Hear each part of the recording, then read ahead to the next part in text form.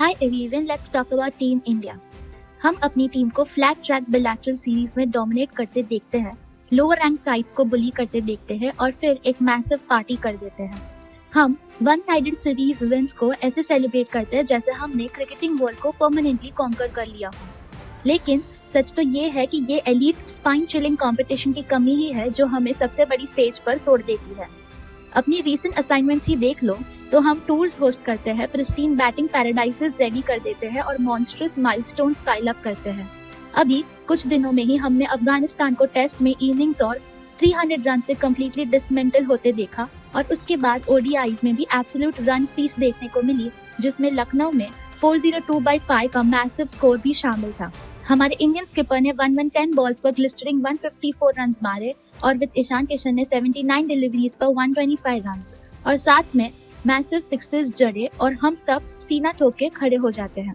हम खुद को कन्विंस कर लेते हैं कि हमारा बैटिंग लाइनअप एक इनपेनिट्रेबल फोर्ट्रेस है, लेकिन जो बॉलिंग अटैक 50 ओवर्स में 9.0 से ऊपर इकोनॉमी रेट से रन दे रहा हो, वो टॉप ऑर्डर को क्या सिखाता है? बिल्कुल कुछ भी नहीं। वो बैट्समैन को लेट लैटरल मूवमेंट के अगेंस्ट वल्नरेबिलिटी फेस करना नहीं सिखाता।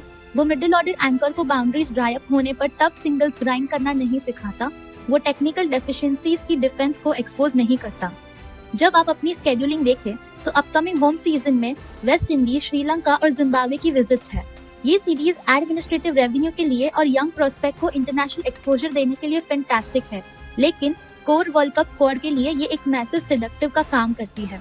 जब आप एलीट बॉलिंग यूनिट्स को डिमांडिंग कंडीशंस में फेस ही नहीं करते तो टीम सेटअप में एक dangerous form of tactical laziness घुस जाती है। कैप्टन्स और कोचेस इनोवेट करना छोड़ देते हैं क्योंकि उनका basic plan A under prepared या ट्रांजिशनिंग साइड्स को आसानी से क्रश कर देता है।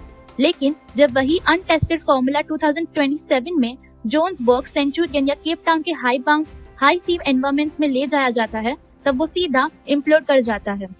हिस्टोरिकल डेटा की एक डिवास्टेटिंगली क्लियर पिक्चर पेंट करती है। पिछले ओडीआई कैंपेन्स की मेजर स्ट्रक्चरल फेलियर्स को याद करो। 2019 वर्ल्ड कप में इंडिया का top order Rohit Sharma, KL Rahul और विराट कोहली ईथरल फॉर्म में थे। ग्रुप स्टेजेस में हेवी स्कोरिंग कर रहे थे क्योंकि टॉप 3 मिक्स ऑपोजिशन के अगेंस्ट इतने डोमिनेंट थे कि मिडिल ऑर्डर पूरे टूर्नामेंट में कॉटन वूल में व्रैप रहा, बिल्कुल एक्सपोज ही नहीं हुआ हाई स्टेक्स प्रेशर के लिए। पर फिर जब न्यूजीलैंड के अगेंस्ट सेमीफाइनल आया तो ओल्ड ट्रैफर्ड सरफेस पर ट्रेंट बोल्ट और मैट हेनरी के ओवरकास्ट स्काइज ने fury elite tyre opening spell डाली, जिससे पल भर में ही इंडिया का स्कोर बोर्ड कैस्ट्रोफोबिक 5/3 हो गया। जो मिडिल ऑर्डर प्रेशर के लिए अनएक्सपोज था, वो अचानक बिना लाइफ जैकेट के डीप एंड में फेंक दिया गया और टीम आइजोनिकली शॉर्ट रह गई। ट्रू टैक्टिकल और साइकोलॉजिकल रेजिलियंस सिर्फ तब बिल्ड होती है जब आपको डिफीट के एब्सोल्यूट प्रिसीन्स तक पुश किया जाए। चलो let 2025 ODI tour of Australia के हार्ड नंबर्स ही देख लेते हैं। ऑप्टस स्टेडियम में फर्स्ट ओडीआई में ऑस्ट्रेलिया की पेस बैटरी ने स्पाइसी फास्ट सरफेस का फायदा उठाया। इंडिया को रेंज शॉर्टन एनकाउंटर में सिर्फ 136/9 तक रिस्ट्रिक्ट कर दिया और ऑसीज ने डीएलएस मेथड से कंफर्टेबली चेस कर लिया। सेकेंड ओडीआई में भी इंडिया ने 264/9 का हाईली कॉम्पिटिटिव स्कोर बनाया। इस बार ऑस्ट्रेलिया ने रोल ओवर नहीं किया।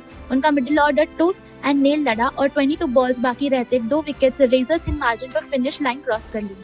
समझ रहे हो ये मैसिव डिफरेंस? वो series easy, cheap, statistical padding offer नहीं करती, वो इंडिया को मिरर दिखाती है।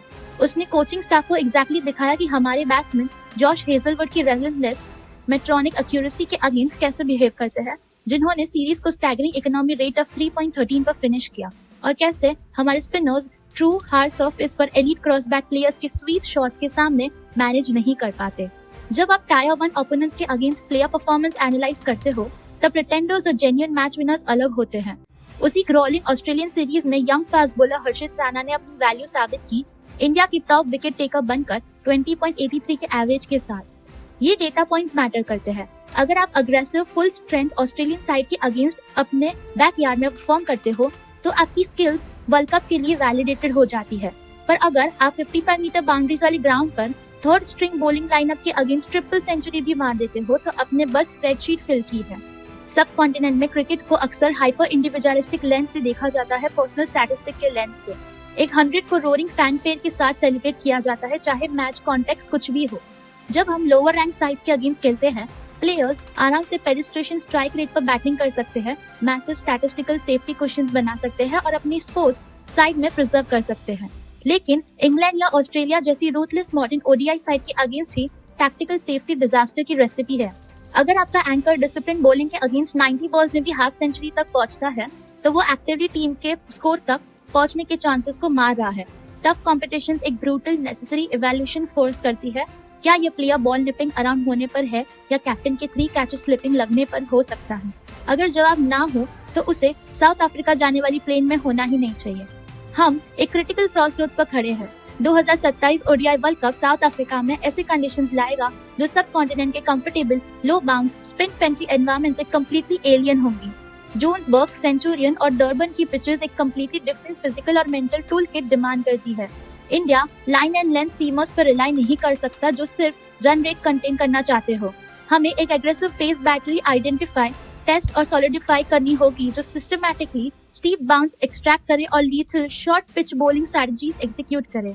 हमें अपकमिंग इंटरनेशनल साइकिल्स में अपने मिडिल ऑर्डर को डेलिबरेटली क्राइसिस सिचुएशन में डालना होगा। अगर हम टॉप टायर साइड्स के अगेंस्ट बिलैटरल मैच में टॉस जीत जाते हैं तो हमें कभी-कभी ओवरकास्ट कंडीशंस में पहले बैटिंग चूज करनी चाहिए, स्पेसिफिकली ताकि टैक्टिकल अडेप्टेबिलिटी टेस्ट हो सके। हमें इजी विक्ट्रीज की जरूरत नहीं है जो पर्सनल रिकॉर्ड्स को इन्फ्लेट करे या कलेक्टिव टीम परसेंटेजेस पैड करे। हमें सेफ कंफर्टेबल वॉकओवर्स की जरूरत नहीं है जो बस फॉल्स सेंस ऑफ इनविंसिबिलिटी दे। अगर इंडिया सच में 2027 वर्ल्ड कप ट्रॉफी पर उठाना चाहते हैं तो हमारे रास्ते फायर, एडवर्सिटी और रिलेंटलेस कंपटीशन से ही फॉर्ज होना चाहिए। बताइए आप लोग इस बारे में क्या सोचते हैं।